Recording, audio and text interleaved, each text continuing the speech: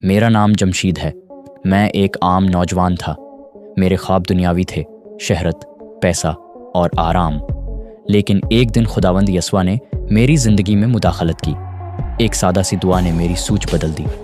آئے خداوند، اگر تو واقعی ہے تو میری زندگی میں آ جا۔ وہ رات میری زندگی کی آخری تاریک رات تھی۔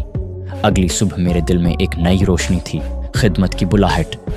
میں نے انجیل بانٹنی شروع کی، گلیوں میں، چھتوں پر، جہاں بھی موقع ملا۔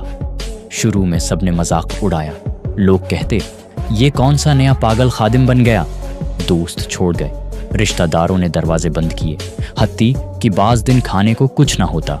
لیکن خداوند یسوع نے ایک وعدہ کیا تھا، میں تجھے کبھی نہ چھوڑوں گا اور کبھی نہ چھوڑ دوں گا۔ عبرانیوں 13:5۔ ایک دن میں بیمار ہوا، اتنا بیمار کہ بستر سے اٹھنا مشکل تھا۔ میری خدمت رک گئی، جسم ٹوٹ گیا، لیکن ایمان نہ ٹوٹا۔ میں نے بستر پر بھی دعا اور عبادت نہ چھوڑی۔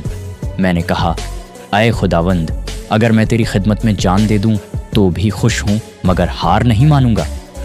خدا نے مجھے شفا دی اور وہ دن میری خدمت کا نیا آغاز تھا۔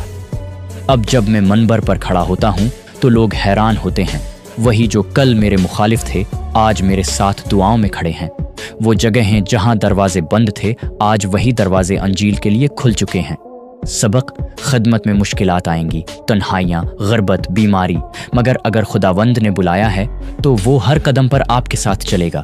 میں نے ہار نہیں مانی کیونکہ یسوع نے کبھی میرا ہاتھ نہیں چھوڑا۔